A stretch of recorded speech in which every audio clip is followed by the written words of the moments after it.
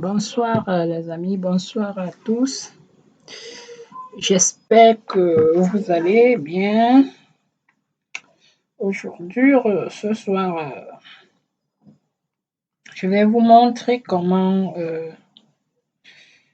configurer un switch. Donc, il s'agit d'un nouveau switch que nous venons d'avoir et comment y introduire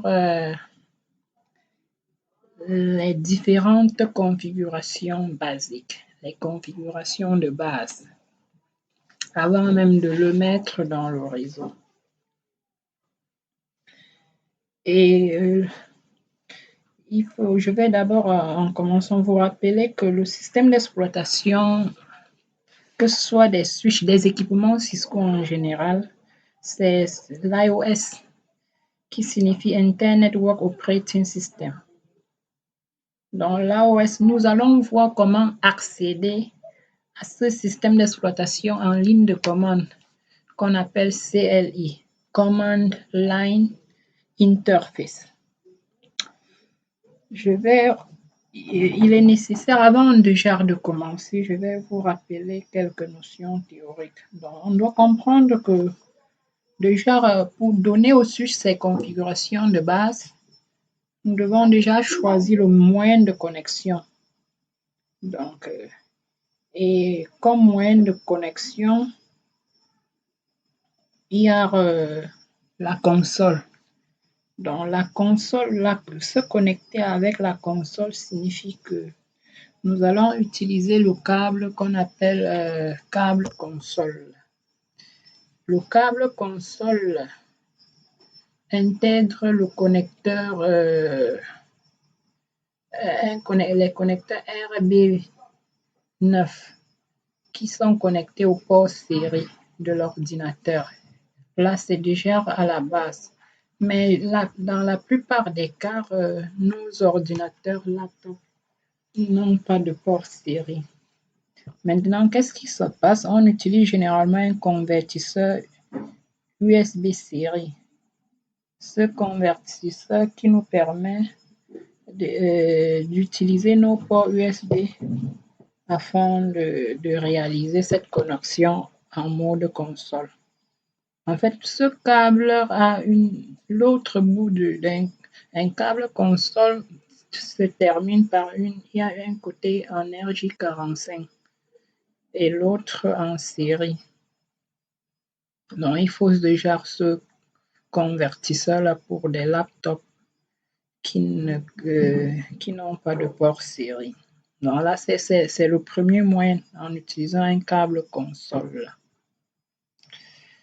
Le deuxième moyen nous permet d'utiliser le protocole SSH ou alors le protocole Telnet. Déjà, quelle est la différence entre les deux protocoles? SSH et Telnet jouent pratiquement le même rôle. Ces deux protocoles de la couche déjà Telnet, ces deux protocoles nous permettent d'accéder aux équipements réseau à distance, pour pouvoir les configurer. Les deux jouent ce même rôle-là. Voilà, d'accéder. C'est des protocoles utilisés pour l'administration à distance, notamment pour pouvoir accéder au système d'exploitation des équipements, que ce soit switch ou routeur à distance. Mais cela nécessite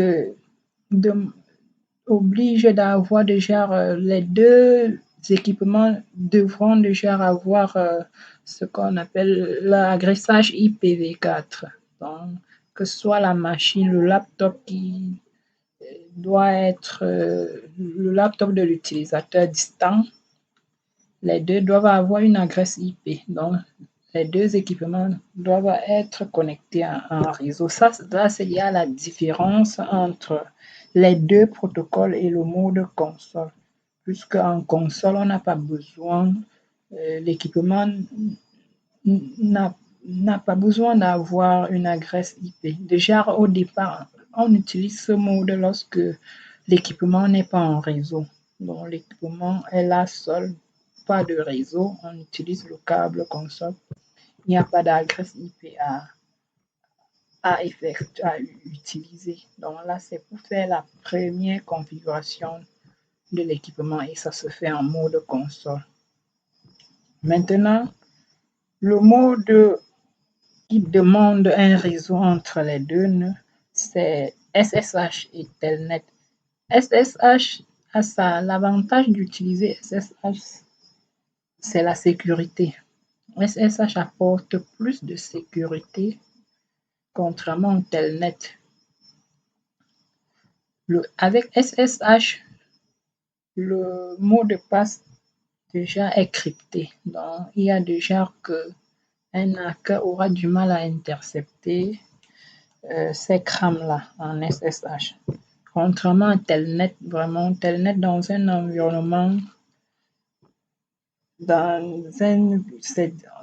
n'est pas conseillé d'utiliser Telnet pour accéder aux équipements via Internet. Mais on peut déjà l'utiliser si c'est dans un VPN. Voilà, dans un VPN, Telnet est permis parce que le VPN, lui, il est bien sécurisé. Mais si c'est par Internet, on demande plus SSH pour déjà la sécurité au niveau. Parce que déjà, les mots de passe sont cryptés par SSH, contrairement à Telnet. Donc, avec Telnet, on est à l'aise, on peut bien utiliser Telnet dans un VPN parce que le VPN est protégé. Donc, voilà les différents modes. Donc, dans notre TP, nous allons utiliser console et Telnet. On ne pourra pas utiliser SSH ici parce que nous sommes quand même en virtuel. Il y a encore SSH demande beaucoup d'autres éléments que nous n'avons pas. Il faut l'émulateur PuTTY. Je n'ai pas ça ici, mais néanmoins, on va faire Telnet et console.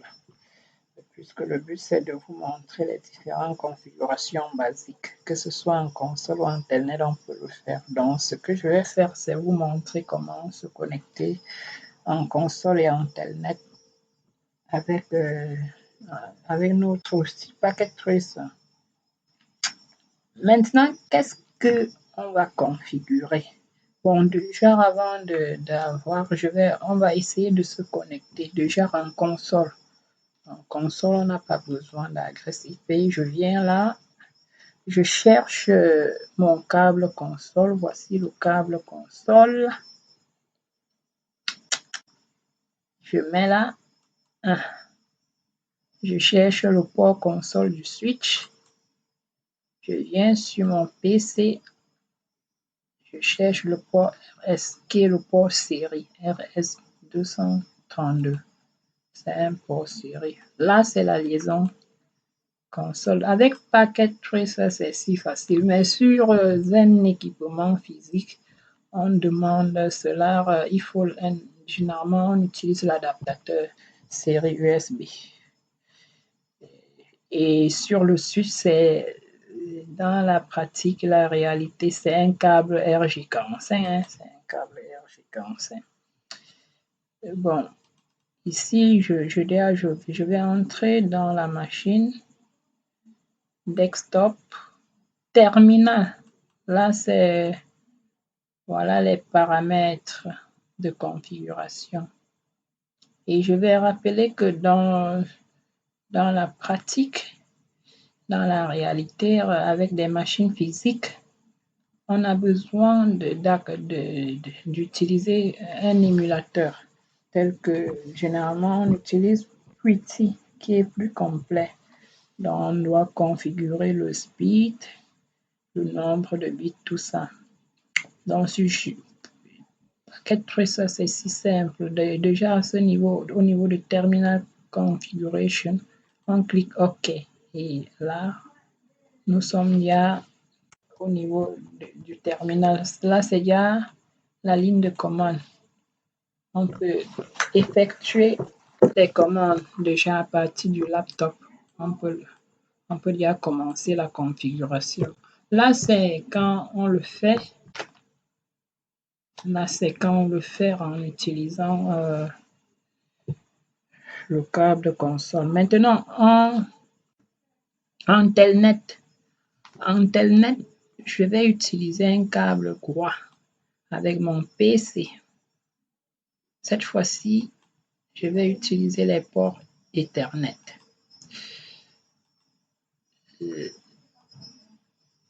Là,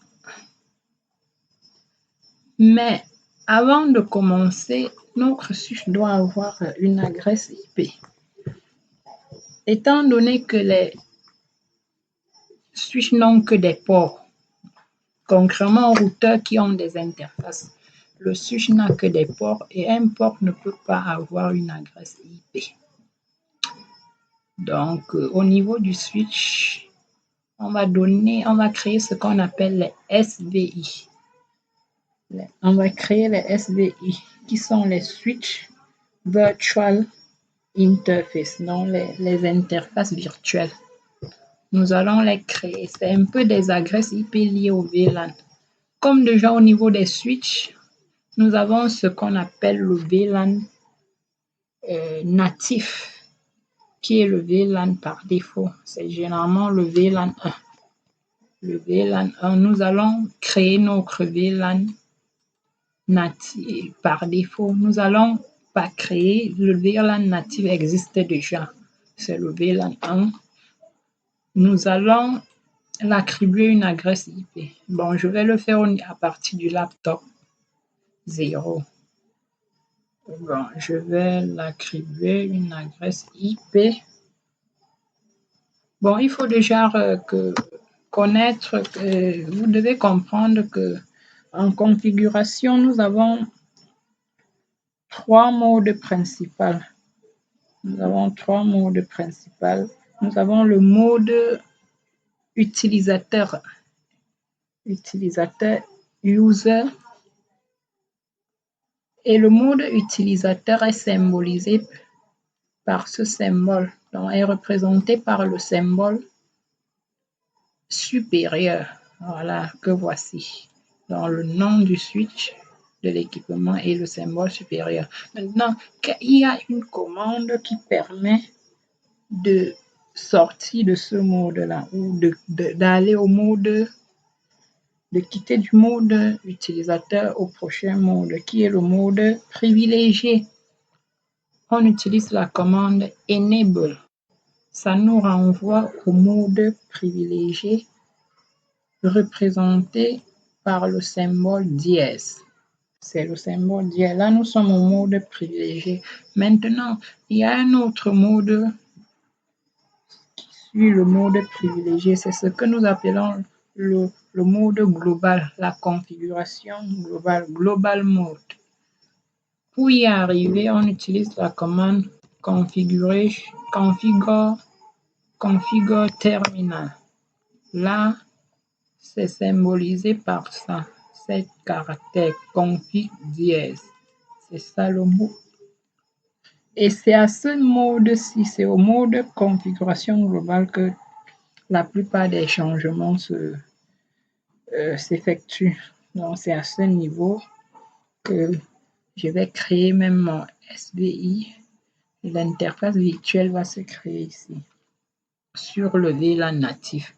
Et la commande pour le faire, on entre en mode interface avec la commande interface, avec le nom de l'interface qui est le VLAN 1. Donc le SVI va se créer sur le VLAN 1. Interface VLAN 1 et je lui donne une adresse IP.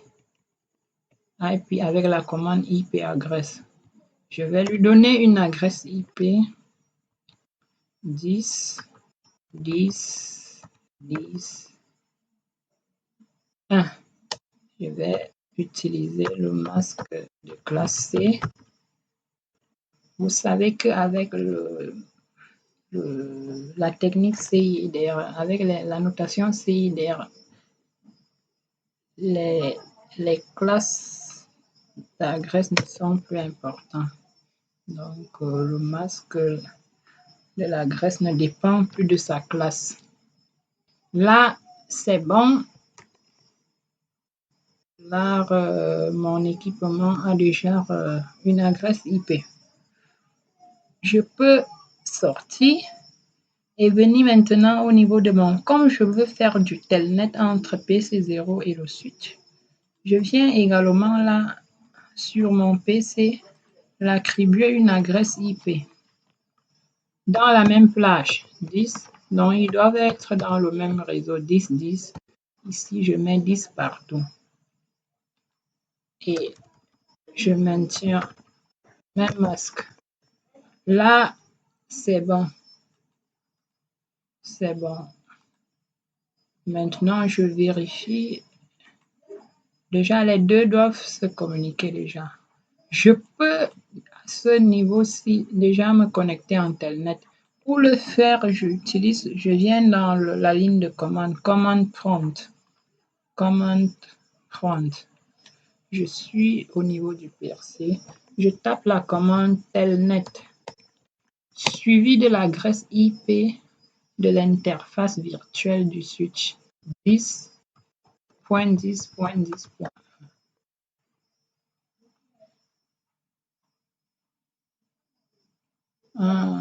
Non, il y a un problème.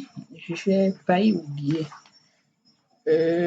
Pour se connecter, on va revenir. Pour se connecter à Telnet, il y a certains éléments à respecter. Il y a certains éléments qu'on doit respecter. On va y revenir. Bon, avant de revenir à ce mot-ci, nous allons continuer en console. Maintenant, qu'est-ce qu'on peut bien donner comme configuration de base pour un switch? Déjà, nous pouvons changer le nom. J'ai dit, tout va se passer au niveau du mode de configuration globale. On peut changer le nom. Maintenant, pour changer le nom d'un switch, on utilise la commande hostname. Hostname, c'est ce que vous devez connaître. Je vais appeler mon switch SW005. Voilà le nouveau nom de mon switch. Là, vous voyez bien que le nom a changé. Ce n'est plus switch. Le nom par défaut, c'était switch. Là, j'ai SW005. Maintenant, je peux décider de revenir sur le nom par défaut. Pour revenir sur le nom par défaut, j'utilise la commande nosh hostname. C'est-à-dire que je reviens reviens sur le nom précédent qui est le nom par défaut. Switch. Je tape la commande no hostname. Ça va revenir. Vous voyez comment le nom redevient switch. C'est le nom par défaut. Mais ce n'est pas ce que je veux. Je vais revenir sur mon nom. Donc, je voulais juste vous montrer à quoi sert la commande no hostname. Là, j'ai changé le nom. Ça, c'est la première chose qu'on doit faire. Maintenant, vous devez retenir que le nom d'un switch ne peut pas commencer par un chiffre, mais ça peut terminer par un chiffre. On ne doit pas avoir un chiffre au niveau du nom d'un switch. Maintenant, après avoir configuré le nom, on peut configurer un mot de passe sur la ligne console. La ligne console, c'est en fait la ligne qui nous permet d'accéder à notre switch via le câble console, donc sur le terminal console. Maintenant, nous pouvons protéger cette ligne-là avec un mot de passe en utilisant la commande line console. Line console. Et le numéro de console, c'est 0. Donc, il n'y a qu'une seule ligne console qui est le 0. Je valide. Après, j'ajoute le password, le mot de passe avec le paramètre password. Je vais lui donner un mot de passe. Je donne un mot de passe. Et le mot de passe que je vais donner, c'est Paolo. Mon mot de passe, Paolo. Je valide. Après, j'enregistre toujours avec login. Login. Là, end, c'est bon. Donc, ma ligne console a désormais un mot de passe nommé Paolo.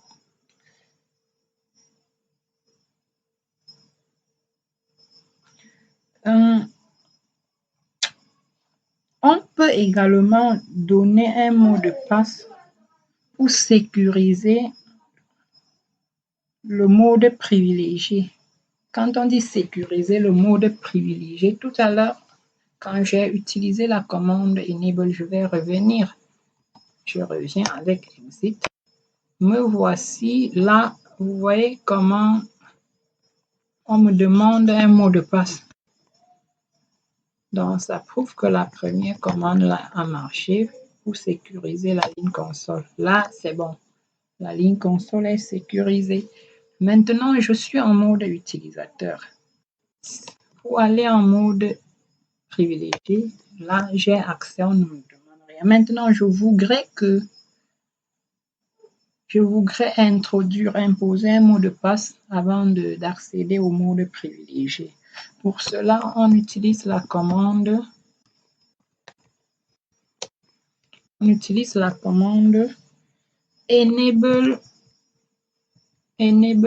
secret et j'ajoute le mot de passe.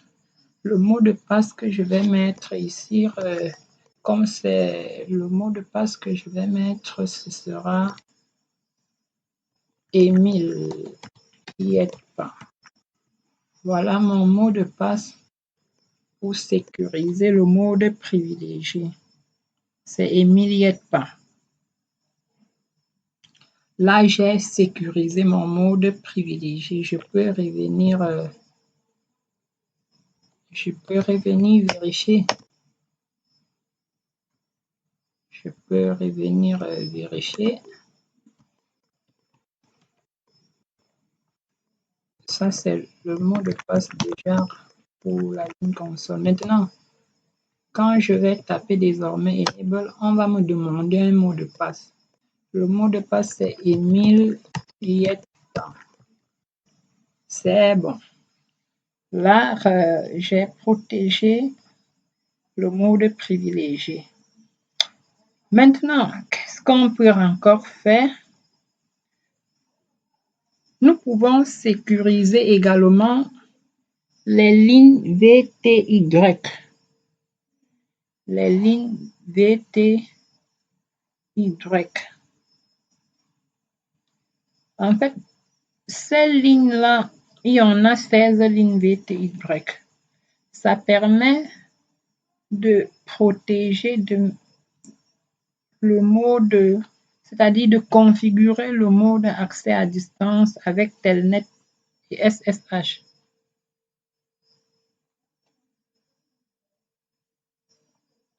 C'est ça qui va nous permettre d'accéder à notre switch. Donc, on ne peut pas avoir un accès au switch avec un Telnet ou un SSH sans configurer le mot de passe, sans configurer les lignes VTY, sans configurer ces lignes-là. Ça ne pourra pas marcher. Non, on ne peut pas le faire. Je vais le réaliser maintenant. Pour le faire, toujours en mode global, la ligne VTY. La commande utilisée, c'est line VTY et on précise le nombre de lignes. Moi, je vais faire 3 lignes. De 0 à 2, 0 à 2, ça signifie 3 lignes. 3 lignes. La ligne 0, 1 et 2. Ça signifie que quoi? Quand je mets en place 3 lignes, cela signifie que 3 utilisateurs peuvent se connecter simultanément sur cette en Telnet ou en SSH à distance au même moment, donc de façon simultanée. Ces 3 personnes-là pourront se connecter au switch. Je valide. Ensuite, je donne le mot de passe avec la commande password. Bon, pour le mot de passe, je vais donner toujours Paolo. Je donne toujours Paolo. En plus, j'enregistre avec login et end pour aller directement en mode privilégié. Là, je viens déjà de configurer l'accès via Telnet. Nous pouvons aller vérifier si je peux déjà me connecter au switch en utilisant le protocole Telnet. Je viens là sur mon PC0 cette fois-ci. Commande terminal. Je viens là. Je tape la commande Telnet suivie de l'adresse IP de l'équipement. Là, on va me demander le mot de passe. Ce sera la connexion a échoué. Qu'est-ce qui s'est passé? Je ne sais pas. ipconfig. Pourquoi la connexion a échoué? Et pourtant,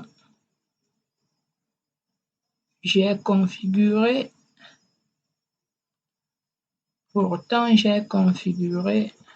Je vais vérifier show IP interface. Bref, je vérifie si c'est bon. C'est bon, ça ne devrait pas rater. L'interface est down. Il est down. J'ai oublié de faire le no shutdown. Conf T, je vais interface VLAN 1. J'ai oublié no shutdown au moment d'activer l'adresse, je n'ai pas allumé cette interface-là. No shutdown c'est pour activer l'interface. Je viens d'activer. Cette fois-ci, je pourrais avoir accès à mon switch en utilisant cette commande-ci. Telnet, voilà. Me voici. On m'a demandé le mot de passe. C'est, je crois, Paolo. Ça, c'est le mot de passe pour accéder au switch. Là, je suis désormais dans le switch à partir de mon PC0. Je suis là. Maintenant, le mot de enable Emile Yetpa. Ça, c'est l'accès au mode privilégié qui a été protégé. Maintenant, nous allons revenir. Vous pouvez constater que il y a un autre élément à configurer qui est le cryptage du mot de passe. En fait, les différents mots de passe que nous avons entrés sont dans le fichier de configuration en clair. Donc, ces mots de passe ne sont pas cryptés. Maintenant, comment les crypter? Déjà, pour vérifier, je vais vous montrer le contenu du fichier de configuration avec la commande show running config. Vous verrez avec moi que déjà la commande enable, le mot de passe est enable secret est crypté, oui. C'est crypté parce que nous avons utilisé enable secret. On n'a pas utilisé c'est crypté avec le MD5. On va constater que les autres mots de passe, c'est-à-dire console et VTY, ne sont pas sécurisés. Voilà pour la ligne console. Elle n'est pas sécurisée. Line console 0. Voilà le mot de passe Paolo qui n'est pas crypté. Idem pour line VTY, Paolo non crypté. Donc, il faut crypter cela. Et pour le faire, nous utilisons la commande. Cette commande-ci, c'est toujours en configuration service password encryption. Voilà la commande. Le valider permet déjà de crypter tous ces mots de passe-là. Donc, les mots de passe sont désormais cryptés. Je peux les vérifier en entrant dans mon fichier de configuration. Vous verrez que les deux mots de passe qui étaient en clair sont désormais cryptés. Voilà le Paolo, il est crypté.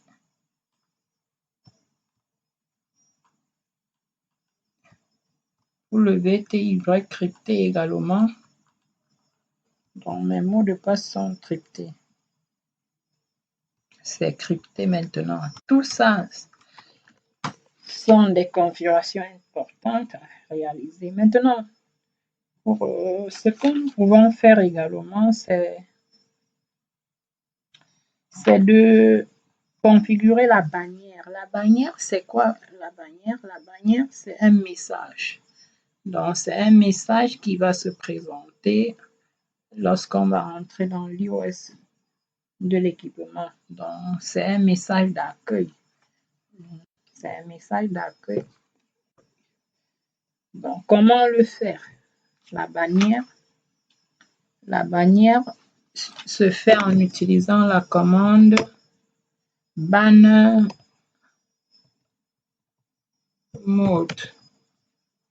Mode signifie message of the day. Donc, c'est un message. Et le message là se fait entre des symboles. Donc, le message qui sera écrit. Non, ce que je vais écrire, c'est accès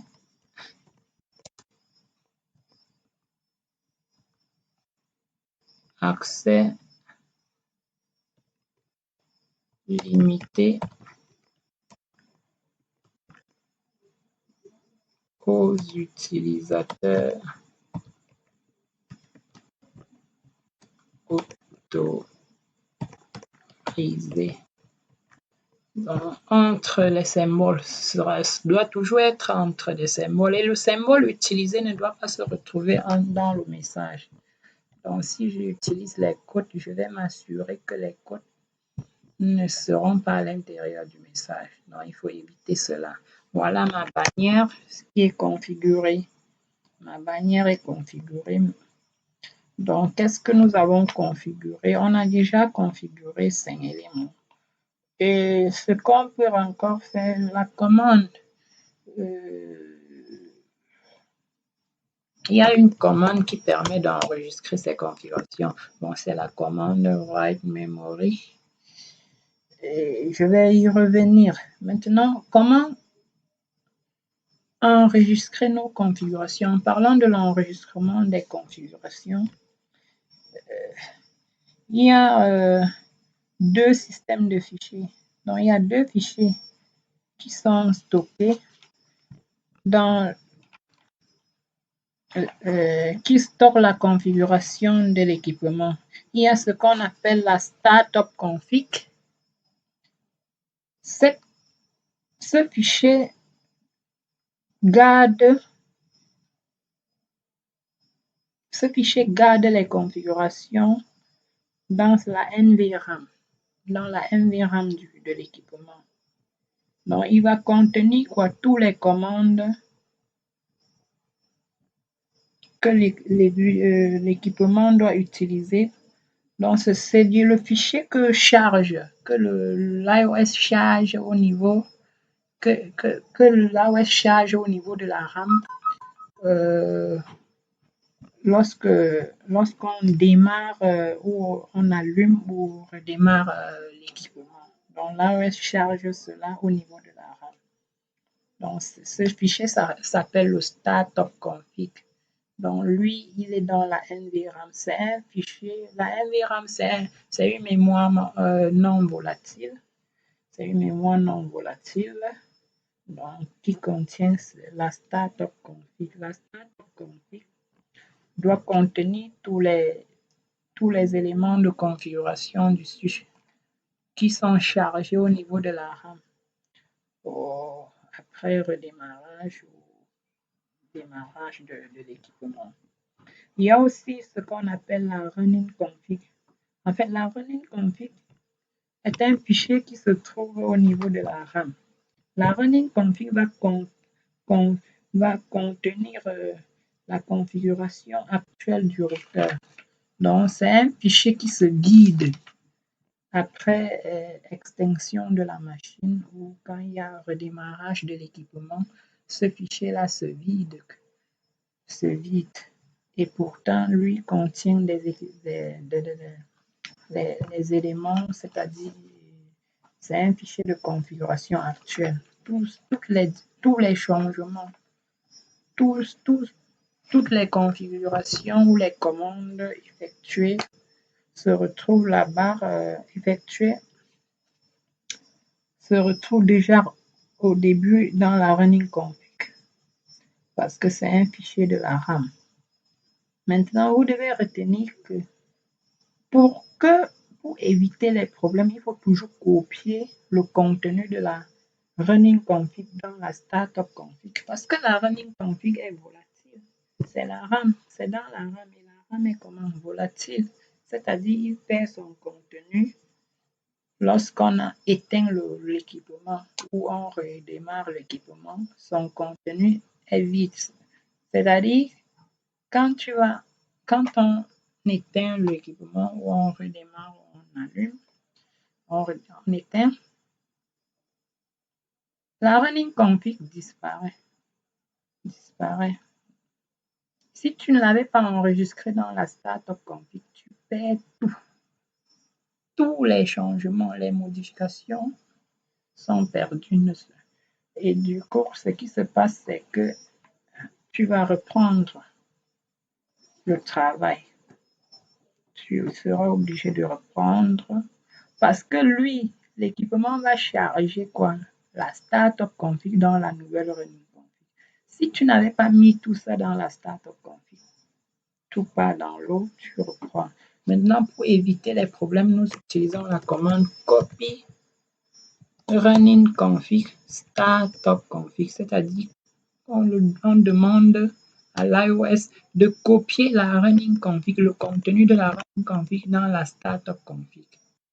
Là, on dit destination file, on confirme, oui, startup config. Là, je suis sûr que tout ce que j'ai fait va se retrouver au niveau de la startup config. Même si j'éteins mon switch, l'iOS va recharger tout ça au niveau de la running config après redémarrage.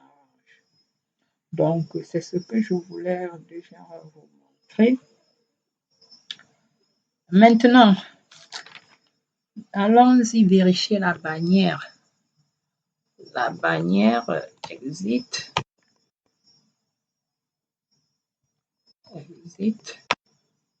Je suis sorti. Je peux maintenant revenir.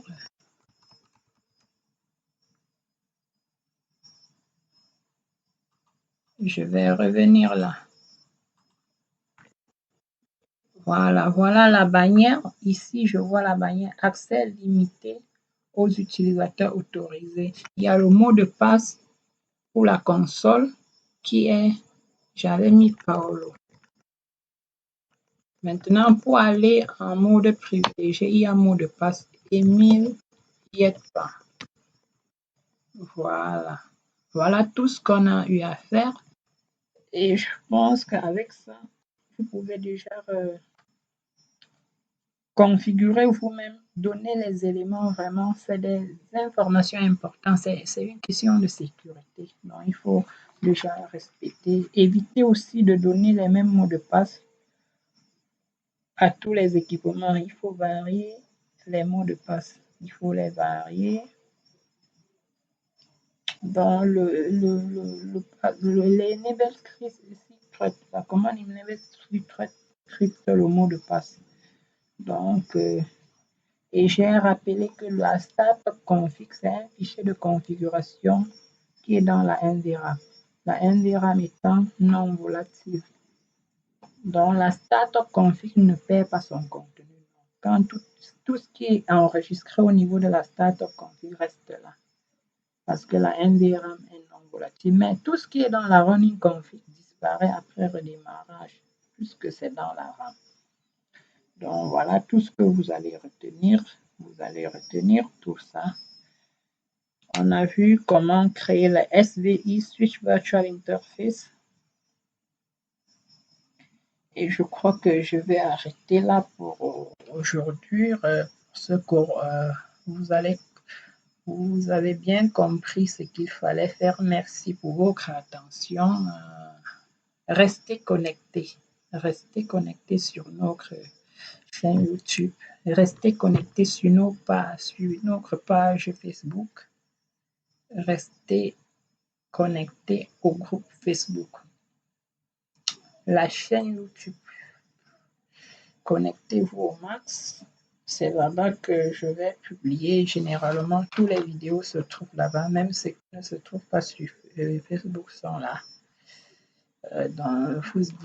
N'oubliez pas de liker les publications pour m'encourager. Vraiment, je vous remercie. Pour ceux qui se sont déjà abonnés, merci. Je suis boostée par rapport à cela. Vraiment, n'hésitez pas à demander de l'aide. Moi, je suis free, libre pour aider.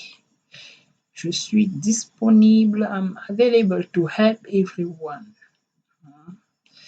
Don't hesitate to ask for a question. Any question, you can ask any question. I'm ready. I'm not going to skip any question from you. I'm not going to do that. I'm here to answer all your questions. I'm here to satisfy everyone. Donc, thanks a lot. Thanks for the...